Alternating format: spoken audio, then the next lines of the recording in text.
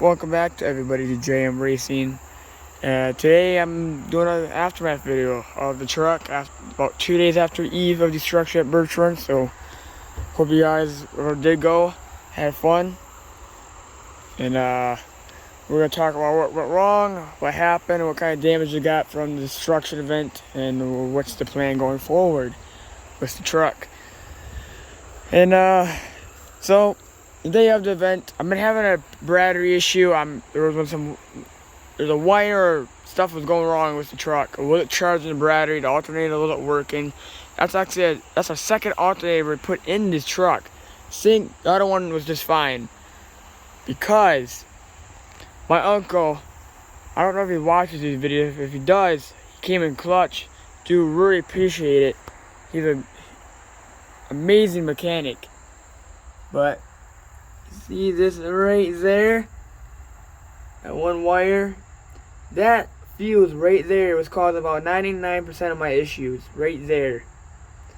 And all he did is pop it out, clean it up, threw it in there, and we're all good to go. But we're gonna backtrack a little. Again, I was here trying to get this pop-up camper hooked up. And I'll just kind of show you what's going on with that in a minute. But I got everything and finally got the truck to turn over because I have to use my car to turn it up, charge the battery up, and get enough juice in it to fire up. Finally got everything going around, fired up, drove it to the track. I drive a truck to the track with the camper and everything on it. So it's really fun. But drove it to the track. I saw I had to fill out all that paperwork again, so I made the mistake, turned off my truck, and let's just say it took about 45 minutes to get the truck to fire back up. I had to borrow some jumper cables from a racer, 67 car, the orange one, so I really appreciate him. Let me borrow the jumper cables and jump the truck. But got in the pits, got inspected, all that fun stuff. And just kind of walked around, checked out the competition. I was hoping to get into the best trailer contest. I was this close. I was kind of mad because I was really hoping to win something. Maybe I'll try next time. I hope they do it next time because I got another trailer lined up. Another pop-up lined up. So we'll see how that goes. But I kind of talk about each event as we get to them. So again, got all to the track, decorated the trailer, did the driver's meeting, did the pit walkthrough for you guys and all that fun stuff, and watched them racing. And went to the car, jumped the truck, fired right up, got it lined up, and went out.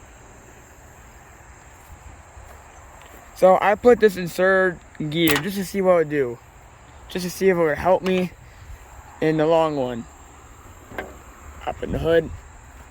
And I had a huge vacuum hole. I was sucking in too much air. My uncle shoved a stick in there. Because you're going to see the first race I went in, I kind of pulled off because every time I gave it gas, the truck wanted to die. So I pulled off, put it down second gear. Still wanted to die. So I was like, alright, I'm going to hurry up and pull off in the infield, stop, try to put it in drive just so I could race. And as soon as I pulled off just about ready to pull off the infield, the truck died. And I couldn't, and it just sat there and ticked. Because I ran out of juice. So I sat there the entire race. So that sucked. I got pushed back. That's when my uncle showed up. I'm glad there was an intermission at that point. Because that helped a lot. Because we cranked out we fixed a lot of the wire issue. He bypassed a few things.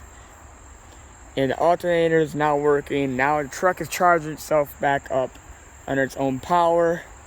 So that was good. I was supposed to do the flagpole race. And I don't have the paper on me. But the drivers that were there was only one flagpole race scheduled. I seen only one flagpole. It showed two, I only showed one. Even I know what a piece of paper they gave you at the thing. They only showed one. So I was like, alright, I got a little bit of time to spare. I pulled up there. I realized they started it. Like, alright, maybe they're doing two. But I was supposed to be in the first one. So I could not race the second one, sadly, so I was kind of mad. They didn't tell us, they didn't do it, they didn't pull any chips or anything. It was a quick driver's meeting, like 10-minute driver meeting and stuff like that. So I was a little mad, but oh well. So I just kept the truck right there to get ready for my next race, which was back to school. Now in the back to school race, I was doing alright. I mean, I don't have the power, but transmission screwed. So I'm never going to be able to win a race this year. So I get that transmission replaced during the winter. But I was doing alright, kind of keeping out everyone's ready to try to finish the race for once. I got slammed from the back. Someone hit me hard, and after that, my truck was struggling trying to even freaking get power. I think I know why. I'll tell you that in a minute. But I got slammed in the back. Which this is not all the damage here. This is not the damage that happened. This is during the trail race. But when I got slammed in the back, it pushed my bumper down, or crushed it in to about, I don't know, this far away from there. So I was like, oh man. And I pulled off I got pushed back to the pits. I got pushed every race I was in, I got pushed back to the pit, sadly. But I think when I got hit, it was my fuel. My fuel filter was getting clogged. There's all that rust and shit, gunk in the tank stuff. So I got clogged up. That's what I'm gonna guess. So it turned over. It wasn't clicking. It was turning over, but it was not getting fuel to the carb. So again, sat there for the rest of the race. I almost finished it. I was like, shoot, I was like one lap away from finishing that race. I gave it all she could, but she just died. I poured it off. She just died. So we pushed it back to the pits. We were frantically trying to get this truck to turn back, fire up on its own power. It was getting hot. I don't know how hot it is because I have no gauges anymore because they broke. We're trying everything that we can to get the truck to turn over. And I think most of our issues was because of fuel. We could not get enough fuel to the thing. And it was just so hot. But fun. You don't see on the film, but this close. The people that were at Birch Run would see me race out of those pits. Like as soon as almost about ready to the trail race was starting. Like I had my window net up. I was already all suited up. We threw that trailer on and I ran out those pits. I just barely made it. I saw it. We were all gonna line up like on the front stretch and go through each trailer one by one. But no, they just pulled out 3 trailers and just did those 3. I was like, alright. So I was kind of mad again. Like, man, I 100% would have won that contest. Because I brought the pop-up and all those guys had was like one thing on the trailer. Everyone else was just a bare trailer. But I don't know who won. I can't remember who won. But yeah, they're probably gonna tell you guys want to see what's going on with the truck and stuff like that. Alright, it suffered a whole lot of damage. Took one good shot right here, bent the bar. The only thing is this bar is hold by is these 2 things right here. These things are just freaking champs. This thing is not moving. I got 2 more holding my front grip. It's on. So we placed the alternator. Got a new fan, which is held in by everything you can think of. The fan turns on, but that switch up there. You can see these blue wires, which I will show you. Got a fuel, not a water reservoir for that radiator, which I new to a new radiator because it's cracked here, and I'm pretty sure back down. It has a hole, which you can't see right here, right down there as well, where most of my water is also going.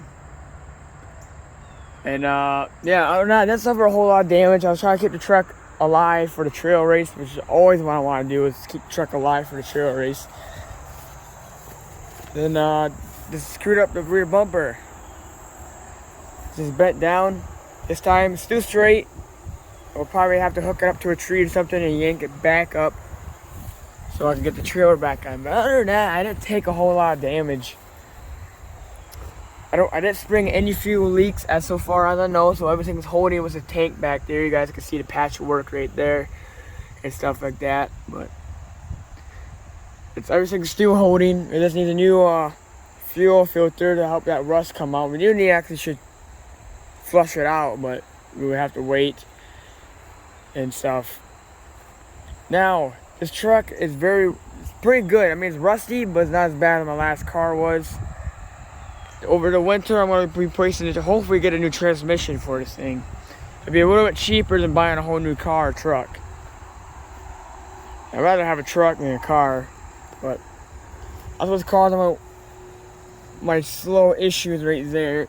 And I gotta replace whatever that's called right there. I can't remember, but right there, that needs to be replaced because it's all rotted out. All you hear is my drive line is beating around, so that's also not helping my issue. But other than that, that's about it with the truck. There's a few minor scrapes and dings throughout the truck, but I do appreciate everyone coming up to me and saying you guys watch my videos. I do appreciate it. I do want to keep putting on a show for you guys. Maybe a little bit more next year, but thanks you all for watching. And I'll see you guys all at the next races. Bye.